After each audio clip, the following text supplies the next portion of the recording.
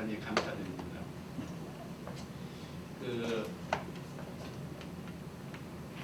여러분들이 이제 간혹가다 보시면은 옛날에 그냥 이렇게 됐으면 좋겠다 생각을 한 건데 이게 되신 적 없으세요?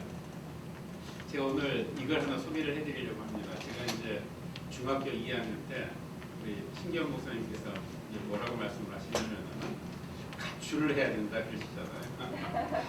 저도 중학교 2학년 때 가출했어요. 공식적으로. 어떤 일이 벌어졌냐면은 제 부모님들께서 저희 삼남매를 위해서 큰 결심을 하셨는데 역시 사람은 서울로 보내야 되겠다.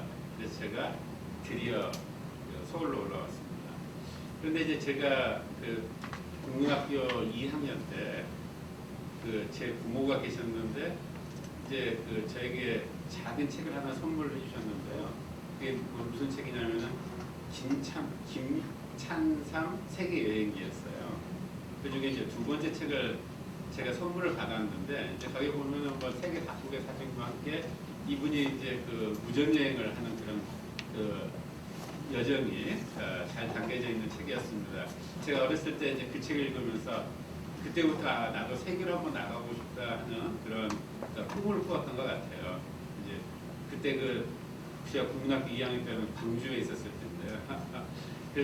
그 생각을 합니다. 그런데 이제 2년 후에 아버지 직장이 이제 전주로 옮기셔가지고 제가 이제 전주로 갔더니 전주는 광주보다 더 시골이에요. 그래서 이제 계속 나 언제 세계를 한번 나가볼까. 어린 시절에 제가 서울에서 어린 시절을 보냈기 때문에 이제 서울에 가서 다시 살고 싶고. 근데 드디어 제가 이제 중학교 2학년 때 아버지께서 결심을 하셔서 역시 사람은 서울로 보내야 되겠다 하면서 해가지고 서울로 이제 올라가게 되었습니다. 그래서 이제 서울에서 생활을 하면서 계속 나는 또 언제 한번 세계를 나가볼까 했는데 중학교 2학년 때 이제 설날에 추석 특선인가 뭐 그런 걸로 해가지고요. 뭐 항상 틀어주는 영화가 있었어요. 이제 그 중에 하나가 재밌게 본 영화 중에 하나가 히치콕 감독이 만든 진로를 북북서로 돌려라 이런 영화가 있습니다. 노스트 바이 노스 웨스트. 혹시 이 영화 보신 분 계시나요? 이 영화를 보시면은 제일 처음에 유엔이 나와요. 그래서 그 유엔에서 이제 어떤 외교관이 갑자기 암살을 당합니다. 그래서 이제 이 주인공이 캐리그란트였던가 그런데요. 이 주인공이 암살범으로 의인을 받아가지고 쫓기기 시작을 하는 거예요. 그래서 이제 이 사람이 쫓기다가 어디로 가냐면은 사우스 다코타로 갑니다. 그래서 진로를 북쪽으로 갔다가 북서로 이렇게 돌리는 겁니다. 그래서 그 영화 제목이 노스트 바이 노스 웨스트예요. 그런데 이제 얼마나 이제 흥미진진하고요. 아주 히치콕 영화 감독답게 굉장히 줄거리를 잘 전개를 하는데 저는 그걸 보면서 엉뚱한 생각을 했었어요. 어떤 생각을 했었냐면은 다른 것은 다 기억이 안 나고 그 앞에 유엔에서 시작한다고 했잖아요. 그런데 이제 그 유엔에서 도대체 어떤 사람들이 저기서 일을 할까도 생각을 했습니다. 그래서 그때 제가 어떤 생각을 했냐면 나도 유엔에서 한번 일을 해보고 싶다. 나는 언제를 세계를 돌아다닐까 이런 생각을 한 거예요. 그래서 참 부럽게 느껴졌었습니다. 자, 그랬는데 그 당시에는 우리나라가 이제 어느 정도로 이 해외 여행을 하기가 힘들었냐면요. 아시겠지만은 복수 요건이라는 게 거의 존재하지 않았고요. 결국은 이제 특별하게 단수 요건을 내주는 시기잖아요. 그리고 이제 남자들은 특히 부재 문제를 해결하지 않고 도저히 나갈 수 있는 방법이 거의 없는 그런 시기였었습니다. 그런데 아무튼 제가 이제 문득 그 생각을 하다가 어떻게 이제 대학 때 아버지 영향으로 이제 자연과학 쪽으로 제가 이제 진로를 결정을 하고 뭐 하다 보니까 이제 잊어버렸었어요. 그 생각을. 그랬는데 어느 순간부터 제가 이제 외국에 나가기 시작을 해서 제가 지난 2달 동안도 영국하고 독일하고 왔다 갔다 하다가 제가 아무튼 여러 가지 일들이 있어서 제가 교회를 못 나왔는데 생각을 해보니까 제가 이제 지난달 그러니까 2주 전에요. 어떤 일이 있었냐면 대한항공으로부터 전화를 받았습니다. 무슨 전화냐면은 그동안에 지난번에 대한항공을 100만 마일을 타줘가지고 감사하다고 그러면서 제가 1,2만 마일을 가졌습니다. 아마 여기 계시는 조기준 교수님은 벌써 되셨는지 모르겠는데요. 그래서 제가 생각을 해보니까 하나님께서 세계를 돌아다니게 하시고, 그 다음에 이제 유행은 아니지만은 제가 이제 20년 전부터 되게 국제표준적으로 하다 보니까, 야, 하나님께서 참 내 소망을 잊지 않고 기억을 해주셨구나 하는 그런 생각을 하게 되었습니다. 그래서 제가 이제 교회에 나오지 않더라도 항상 제 영은 우리 교회와 함께 하고 있었고, 그 다음에 이제 2월 16일 날 성균관대학교 에서 굉장히 이제 역사적인 사건이 일어났는데, 이 서울 캠퍼스의 교회는 잘 준비가 되는지 하는 그런 기도도 하고요. 이제 아무튼 여러분들과 같이 함께 했습니다. 혹시 여러분들도 못 느끼셨나요? 제가 예배 없더라도 제가 저 뒤에 앉아서 찬송하는 것을 그래서 이제 와서, 근데 이상하게 오늘 제가 불렀던 이 찬송가가 계속 한 지난 2달 동안 제 마음속에서 찬송이 되어지는 거예요. 그래서 이제 와가지고 보니까 여러 가지 이유 때문에 좀 늦춰졌다고 이제 이런 이야기를 하시는데, 그렇구나. 하나님께서 분명히 우리들에게 어떤 주시는 메시지가 있나 보구나 했는데, 제 개인적으로 성대의 서울 캠퍼스 교회가 만들어지게 된다면 약간 어떤 어려운 점이 있겠구나 하는 게 느껴지는 게 있었습니다. 그랬는데 그것 때문에 오늘 제가 이제 이와 같은 설교를 제가 준비를 하게 되었습니다. 교회를 세우고 우리들이 신앙생활을 한다는 것은 제일 처음에는 우리들이 첫 번째 단계에서는 복음의 말씀을 깨닫는 거잖아요. 그런데 이제 그 다음에는 복음의 말씀을 깨닫게 되면 예수 그리스도께서 우리들에게 무언가를 요청하고 계시는구나 하는 것을 느끼게 됩니다. 그것이 우리들이 받은 탤런트대로, 어떤 탤런트를 가지시는 분은 또 어떤 것을 예수 그리스도께서 우리들에게 요청을 하시는구나 하는 것을 느끼게 되는데, 간혹 가다가 우리 인간의 욕심이 지나쳐가지고 자기가 받은 탤런트보다도 더 많은 것을 자기가 할 수 있다고 생각하는 경우가 많은 것 같아요. 그래서 대부분 우리들이 이제 이렇게 교회를 새로 개척을 하거나 할 때에는 그와 같은 인간의 지나친 욕심이 하나님께서 주시는 탤런트하고 균형을 맞추지 않았을 때 여러 가지 문제점이 생기는 것 같습니다. 그런데 저는 이 성균관대학교 이 서울 캠퍼스의 교회가 조금 지연이 됐다는 그런 이야기를 들었을 때, 하나님께서 우리들에게 다시 한번 연단을 할 수 있는 기회를 주시는구나. 그러니까 이 기회를 통해서 우리들에게 어떠한 십자가를 질 수 있느냐 하는 것을 다시 한번 하나님께서 우리들에게 확인을 시켜주시려고 하시는구나, 이렇게 생각이 들었습니다. 그래서 오히려 이 교회가 조금 지연이 되는 것이 하나님께서 우리들에게 어떠한 것을 우리들이 할 수 있느냐, 우리들이 가지고 있는 하나님으로부터 받은 달란트를 다시 한번 우리들이 확인을 해보라 하고 하시는 하나님의 메시지라고 저는 생각을 합니다. 그래서 지난 한 몇 주 동안에 제가 받은 도대체 십자가가 무엇일까 하는 그런 생각을 쭉 하게 되었어요. 그러면서 이제 이럴 때 우리들에게 다른 사람들의 삶을 우리들이 반출을 해보는 것이 굉장히 도움이 될 때가 많습니다. 여기에 한 청년이 있었어요. 이 청년은 오랫동안 캐톨릭에서 신앙생활을 했습니다. 그러다가 자기가 결심한 바가 있어서 이제 30살 때 이제 목회를 시작을 하게 되었어요. 그런데 이제 이분이 목회지로 선정을 받은 곳이 조그만한 시골 어촌입니다. 그런데 이제 자기 자신을 생각을 했을 때 굉장히 육체적으로 연약하고 볼품이 없고, 그러니까 질병에 자주 걸립니다.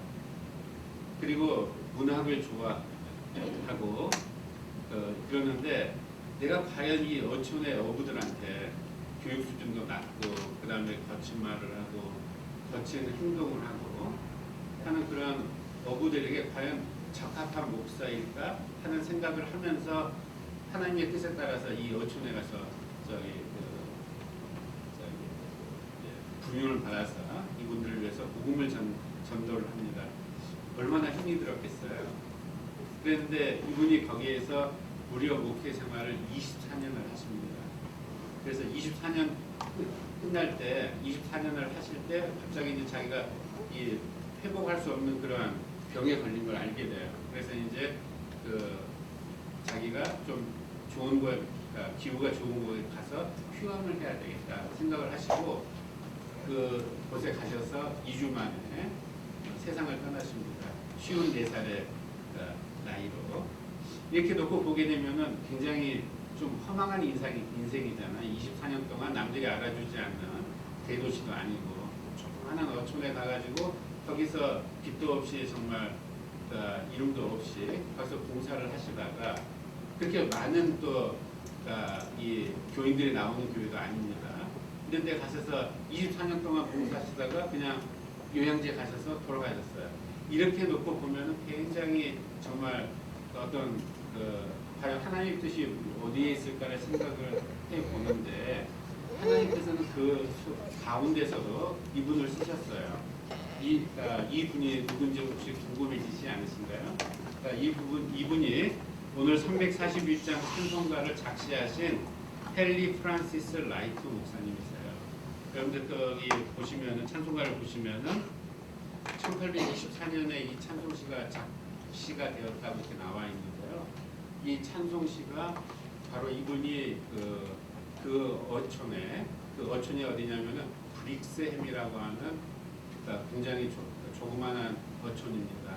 이 브릭스햄에 부임하신 지 1년이 지났을 때 작시하신 찬송시세요. 자, 여러분들이 그 상황을 아시게 되면은 다시 한번 이 찬송가의 가사를 보시게 되면은 이 라이트 목사님의 신은 간증이라는 것을 여러분들이 아실 겁니다. 제가 한번 읽어드리겠습니다. 십자가를 내 가지고 주를 따라갑니다. 이제부터 예수로만 나의 복을 삼겠네. 세상에서 부귀영화 모두 잃어버려도 주의 평안 내가 받고 영생 복을 받겠네.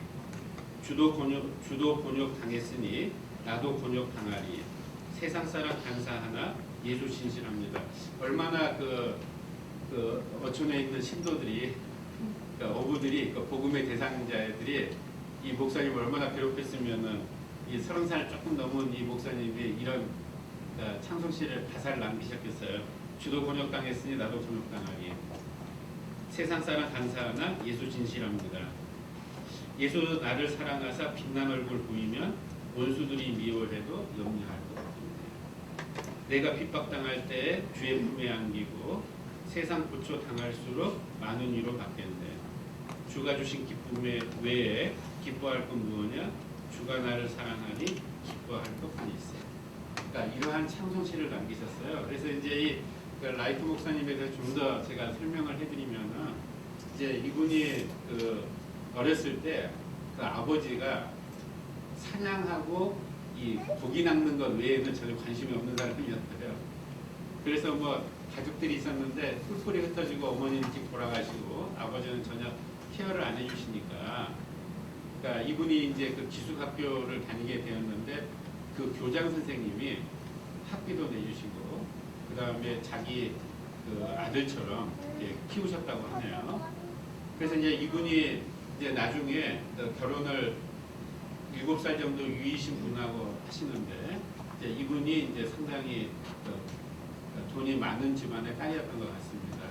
그래서 이제 이분이 이제 사모님이 좀 도와주시고 했는데 이제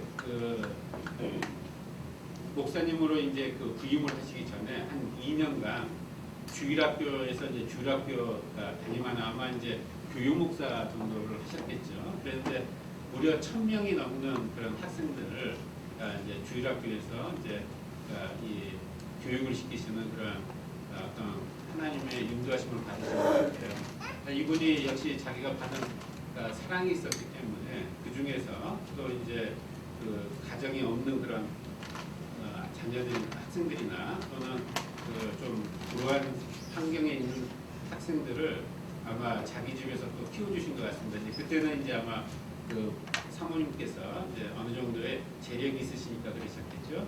이와 같이 해서 이제 예수님의 사랑을 보이시다가 이제 30살이 되어서 이제 그 브릭스엠이라고 하는 어촌 마을에 부임이 되었는데 가보니까 이제 이게 완전히 척박한 땅인 거예요. 기후도 나쁘고. 그래. 그런데 그 와중에서 하나님께서 이제 이 목사님이 가지고 계셨던 이 그 탤런트를 쓰시기 시작을 한 겁니다. 이분이 받았던 그런 여러 가지 경험들이 이와 같이 아름다운 찬송시가 되어서 우리들에게 전해주고 있습니다. 보통 우리들이 찬송시가 결정이 되면은 찬송가에 있는 그 찬송시들은 여러 사람들이 여기에 작곡을 시도를 하는데요. 그게 보통 어느 하나의 멜로디로 고정이 되기 위해서는 한 20-30년 정도의 시간이 필요합니다. 그렇기 때문에 여러 가지 곡조를 시도를 해보는데 여기에 나와 있는 이 찬송가의 그 곡조는 메인이란 분이 편곡을 했다고 되어 있는데요. 모차르트의 어떤 한 곡에서 발췌를 해가지고 이 멜로디를 작곡을 하셨대요. 그런데 음악학자들이 이 찬송가의 멜로디가 어디서 나온 곡인가를 찾아보는데 못 찾았다고 합니다. 여러분들이 혹시 만약에 모차르트 멜로디에서 어디에서 이게 나왔다 하는 것을 아십니까? 왜 이런 일이 벌어졌을까요? 그러니까 그 이전에도 이제 간혹 가다가 이제 이런 경우들이 생깁니다. 자기가 작곡을 했는데 너무너무 이렇게 겸손해가지고 너무 부끄러운 거야. 이게 내가 작곡했다고 말을 하게 되면은 사람들이 어떻게 생각할까? 이런 분들이 있으신 것 같아요. 근데 하나님께서는 그런 분도 쓰세요. 근데 이제 그런 분들이 종종 대가들의 이름을 빌려가지고 어디서 멜로디에서 발췌했다 이런 것을 한다고 합니다. 그런데 이 찬송가와 여러분들이 같이 찬양을 해보시니까 어떠시는 거예요?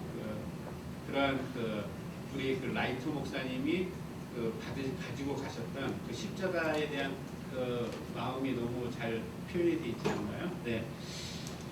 그래서 이제 라이트 목사님이 이제 비록 24년에 정말 남들이 알아주지 않는 곳에서 목회를 했었는데도 하나님께서 이 목사님을 쓰셨습니다.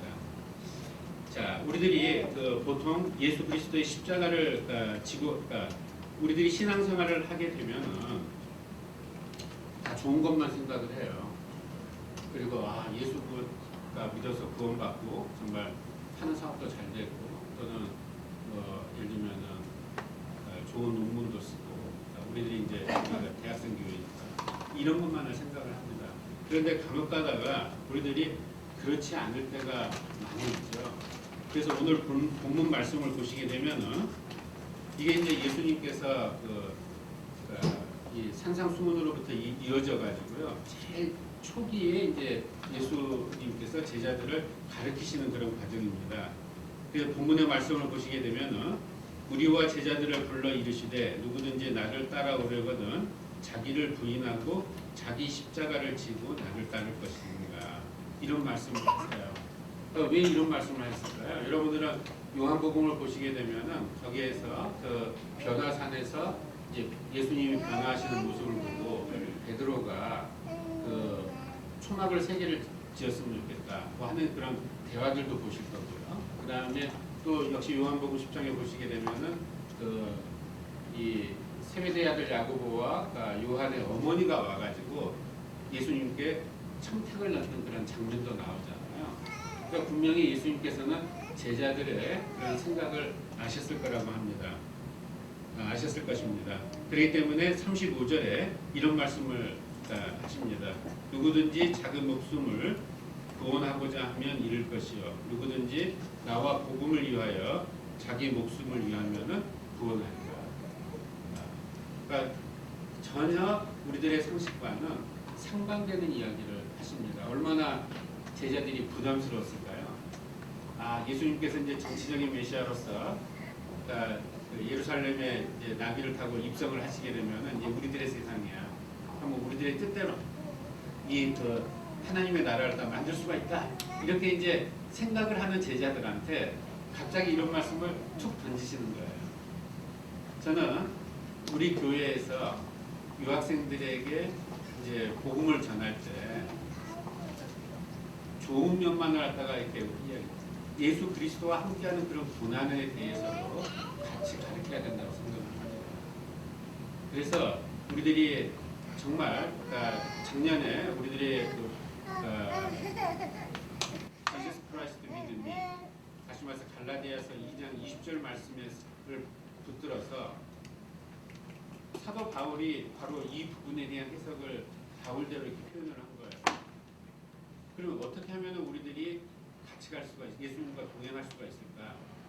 나를 죽이고 그 안에 예수 그리스도를 받아들여야 된다. 그 다음에 올해 우리들의 표가 이 앞에 나와 있는 것처럼 메타노이 때 For the kingdom of heaven is near 이렇게 해서요. 우리들이 자꾸 우리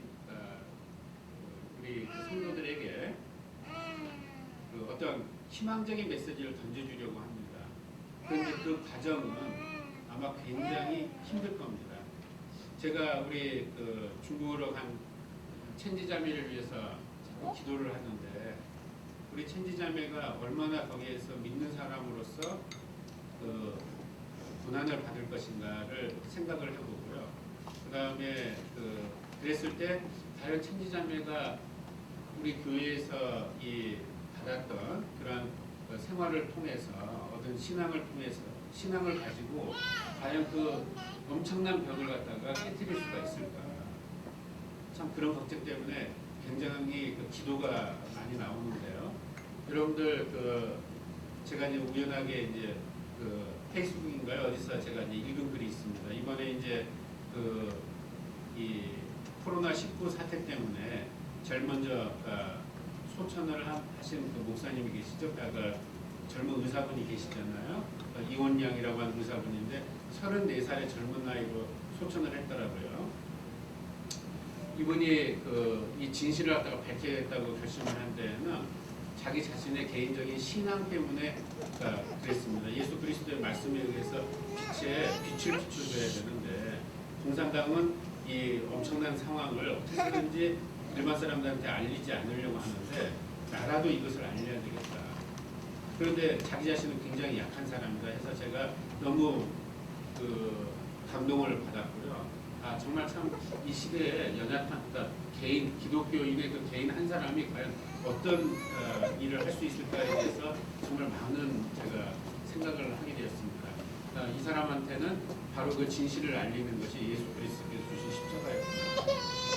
자기가 이제 세상을 떠나는 것에 대한 그런 여러 가지 공포라든지 두려움에 대해서 글을 남겼더라고요. 그래서 제가 얼마나 참 34살이면 굉장히 젊은 나이인데 얼마나 혼자서 많이 기도를 하고 더군다나 이제 이와 같이 옆에 이제 같이 믿는 성도들도 많이 없을 텐데 얼마나 힘들었을까 하는 그런 생각이 납니다. 그래서 우리들이 과연 정말로 십자가를 갖다가 지고 갈 수가 있을 것인가에 대해서 다시 한번 우리들이 한번 생각을 해봐야 될 것 같습니다.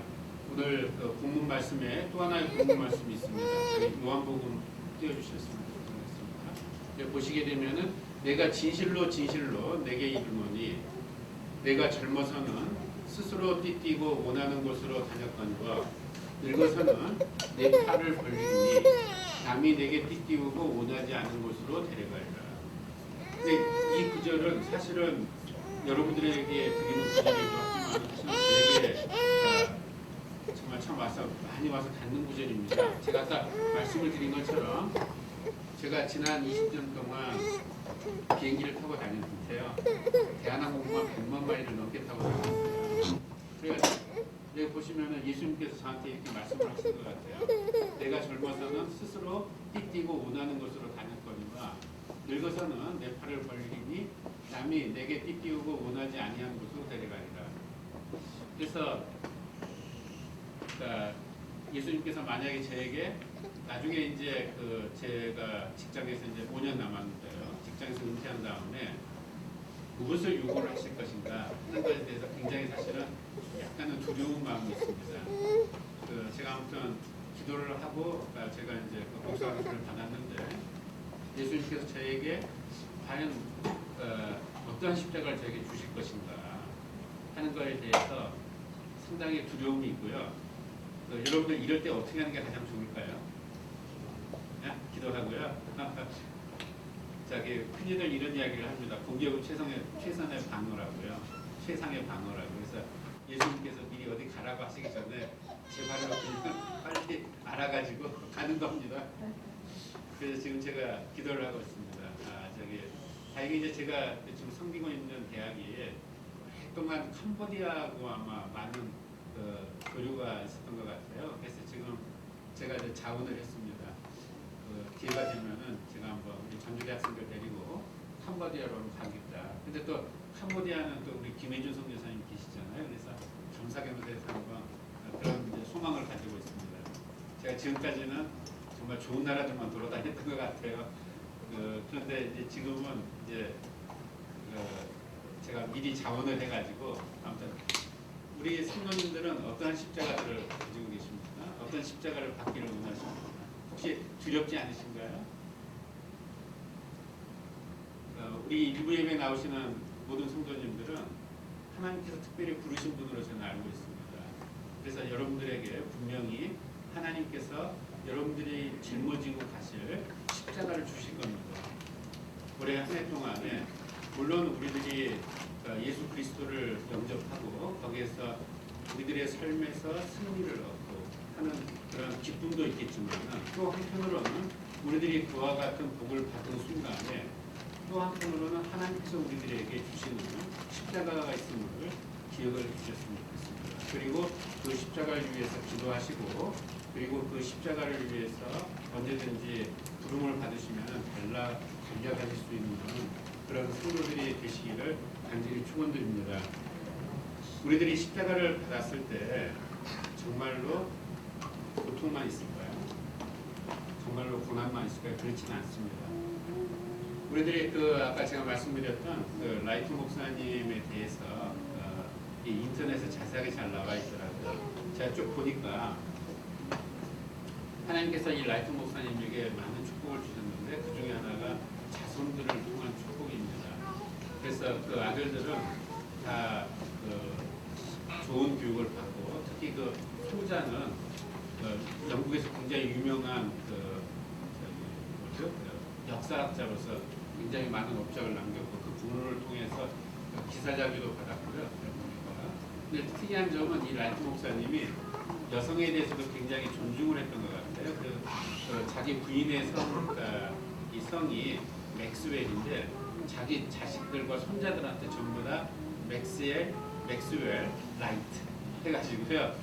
두 쪽의 성을 다 쓰도록 그렇게 했네요. 그래서 그 자손들의 이름들이 전부 다 어머니 성과 아버지 성을 다 물려받아가지고요. 같이 쓰고 참 훌륭하신 목사님이셨던 것 같아요. 그 다음에 주일학교 때 그렇게 애들을 자기 집에 데려와서 같이 기숙도 시키시고 그랬는데 그 중에 한 애가 말을 못하는 벙어리인 애가 있었는데 그 현재는 미국의 유명한 수상이 되었습니다. 그래서 굉장히 빅토리아 시대 때 빅토리아 여왕 때 영국을 대영 제국을 다스리는 그런 수상이 되었고요. 그래서 하나님께서 이렇게 보이지 않게 그러한 은총을 주십니다. 가장 대표적인 사람이 성경에도 나와 있습니다. 본의 아니게 예수 그리스도의 십자가를 갖다가 대신 지어준 시몬이 있었었죠. 그레네의 시몬이 대신 십자가를 영문도 모르고 그런데 우리들은 그 후일담을 로마서 16장에서 찾을 수가 있습니다. 루포의 어머니와 그 형제 알렉산더에게 문안을 드리라고. 다시 말해서 로마서 16장에 16명의 로마인 교회, 로마 교회의 이름이 나오는데요. 거기에 알렉산더 루포의 어머니가 바로 그레네 시몬의 아내입니다. 다시 말해서 구경꾼으로 그냥 유월절이 되어서 브레네에 살고 있던 유대인이었던 시몬은 그대로 예루살렘에 와서 유월절이기 때문에 제사를 드리러 왔다가 예수 그리스도의 십자가 사건을 목격을 하게 됩니다.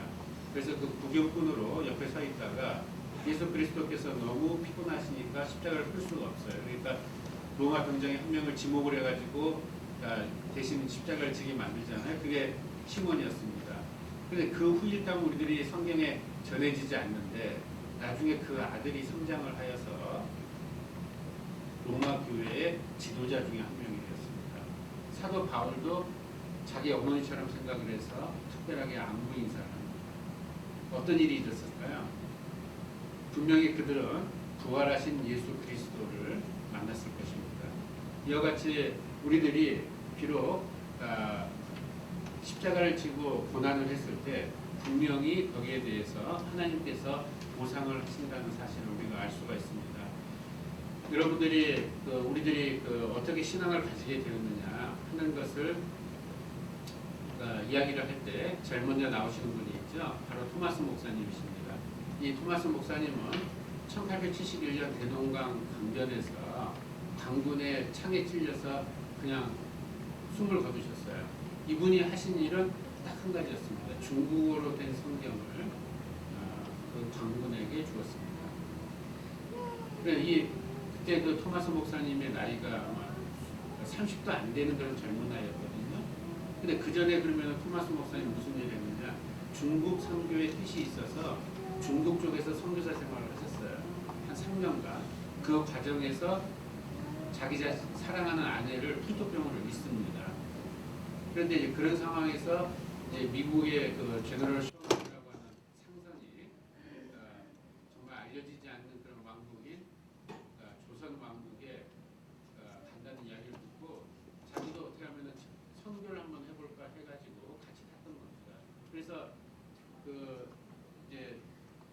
이 배가 대동강변에 정박을 했을 때 그 당시 우리나라 지도자였던 흥선 대원군이 이 배에 있는 사람들을 내리지 못하게 막고 있습니다.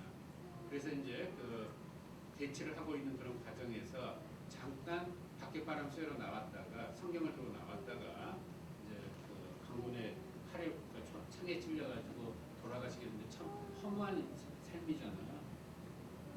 그런데 거기서 하나님의 숨겨준 역사가 있는 겁니다. 그 역사가 일어나서 성경을 왜 나한테 죽기 직전에 이 성경을 주었을까? 그 광군이 다행히 한자를 알아서 그 한자를 읽기 시작을 하죠. 그러면서 거기서 어떤 성령의 임재하심을 느끼게 됩니다. 그래서 이것이 우리나라의 개신교가 전파가 될 수 있는 굉장히 중요한 순간이 되었습니다. 비록 우리들이 생각을 했을 때에는 정말 젊은 부부가 30도 안 되는 젊은 부부들이 한 3년 잠깐 와가지고 한 명은 순교하고 또 한 명은 또 질병으로 순교를 하고 해서 전혀 남기는 것이 없는 것처럼 느껴지는데 이게 선교의 역사입니다. 이 선교의 역사가 우리들이 부르는 찬송가에 담겨져 있고 다시 말해서 사도행전 이후에 이들의 행적이 면면이 이어지고 있습니다. 우리들이 이와 같은 믿음의 선조들 덕분에 의해서 현재 우리들이 여기에서 예배당에서 예배를 드리고 있는 것이고 우리들이 이와 같은 복음을 전할 의무가 있는 것입니다. 그것이 우리들이 짊어져야 될 십자가입니다. 오늘 우리 분성옥 장로께서 기도를 하시는데 한 그룹을 빼셨더라고요. 여러 가지 말씀을 전하는 목사님이나 장로님이나 또 여러 가지 교회를 찬양으로 섬기는 분들이나 뒤에서 우리 유니셀 자매들께서 항상 일부예배 끝난 다음에 위에 올라가서 분주하게 준비를 하시잖아요. 이러한 모든 것들이 우리들이 하나하나 해야 될 일들이고 또 어떤 사람들은 교단에 서서 또 우리들 학생들을 가르칠 때도 마찬가지입니다. 여기에서 항상 제가 기도를 하는 것이 정말 가르치는 입장이 굉장히 중요하고 무거운 십자가입니다. 이걸 통해서 예수 그리스도의 사랑을 전달하는 그러한 교수가 되고 선생님이 되고 또 이를 통해서 많은 제자들이 정말 믿음으로써 승리를 하고 또 여러 가지 좋은 일들을 할 수 있는 그러한 우리들이 되었으면 좋겠습니다. 또한 또 우리들이 어린아이들을 보살펴주고 하나님께서 우리 교회를 축복하여 주셔서 많은 어린 생명들을 주시고 계십니다. 우리들이 이 어린 생명을 통하여서 우리들의 신앙이 이 어린 생명들에게 후대에 나타나게 될 것입니다. 저도 오늘이 제 첫 번째 손녀의 첫 돌이에요. 그래서 지금 오늘 아침에 미국에다가 축하 메시지를 보내줬는데 기도를 합니다. 비록 저희들이 지금 살고 있는 삶들이 우리들의 생애 때에는 예수 그리스도께서 하나님께서 거기에 대한 응답이 없으시겠지만 이와 같은 우리들의 그 노력들이 또 그리고 우리들이 예수 그리스도를 본받아서 십자가를 짊어지고 가는 우리들의 삶에 대한 그 결과물들이 우리 후손들에게 나타나서 이 사회가 좀 더 밝아지고 하나님의 나라가 이 땅에 임재하시는 그러한 역사가 되는 것들을 우리들이 같이 노력을 하셨으면 좋겠습니다. 이 라이트 목사님이 그 하나의 찬송시를 다시 남기셨는데요. 이분이 이제 남기신 그 찬송가가 481장입니다. 우리들이 다시 481장 찬송을 부르고 제 말씀을 마치도록 하겠습니다. 이 목사님께서 자기가 정들게 사역을 하셨던 이 브렉셈 그 교회에서 떠나시기 2주 후면은 프랑스로 떠나셔야 돼요. 그래서 이제 해변가를 거니시면서 마지막으로 남기신 찬송시인데요. 이 찬송가에는 약간의 그 체험이 좀 있습니다. 제가 그 미국의 달라스에서 이제 섬기던 빈내리 교회가 있었는데요. 이 빈내리 교회가 한 9에이커쯤 되는 땅에다가 굉장히 좋은 교회를 세웠습니다. 한 1000명 이상이 나오는 이민교회였는데요. 여러분들 미국에서 가보시면 아시겠지만 이민교회가 그렇게 크거나 이런 교회가 없거든요. 아주 작고 그런 교회인데 이 교회가 한 1996년부터 원대한 계획을 세우셨어요. 그래서 실내 체육관도 있고 그 다음에 교인들이 한 1000명쯤 되는데 이 교회의 특징은 10시에 나옵니다. 교인들이 11시에 예배를 드리는데 근데 한 번에 한 몇천 명이 예배를 드릴 수 있는 그런 예배당을 건축을 하셨기 때문에 그러니까 11시까지 1시간 시간이 있는 걸 뭐 하느냐 10시부터 대략 한 600명 정도 되시는 성도들을요 같은 교재를 가지고 성경 공부를 시키세요. 목사님께서. 그러면은 이 각 그 성경 공부 반을 맡으시는 리더들이 필요하잖아요. 이분들이 수요 예배에 다 나오십니다. 그러니까 수요 예배 때 한 100명쯤을 데리고 그러니까 이 목사님께서 성경 공부를 시키시는 거예요. 제가 그 성경 공부를 통해서 굉장히 많은 은혜를 받았고요. 그랬는데 이제 이 목사님이 워낙 이 큰 교회를 짓다 보시니까 뭐 여러 가지로 그 힘드시는 일이 많으셨던 것 같아요. 그래서 영적으로 굉장히 좀 이렇게 다운이 되셨던 것 같은데 제 집사람이 수요 예배 때 이 곡을 갖다가 이제 그 앞에 이제 그때는 이제 찬양팀이었고 그냥 이제 올기니스트가 여러 가지 곡을 준비를 하는데 제 집사람이 이제 준비를 하면서 당신 혹시 이 찬송가 알아? 그러면서 쳐주는데 저도 처음 들어봤던 찬송가였었어요. 근데 너무너무 은혜로운 찬송가여서 이 찬송가를 찬양을 하면 좋겠다 해가지고 이제 찬양을 하는데 그 다음 주 예배 때 우리 그 목사님께서 이 찬송가를 회중 찬송가로 선정을 하셔가지고 같이 부르시더라고요. 그래서 제가 나중에 물어봤었어요. 그랬는데 이 찬송가가 너무너무 그때 은혜가 되셨었어요.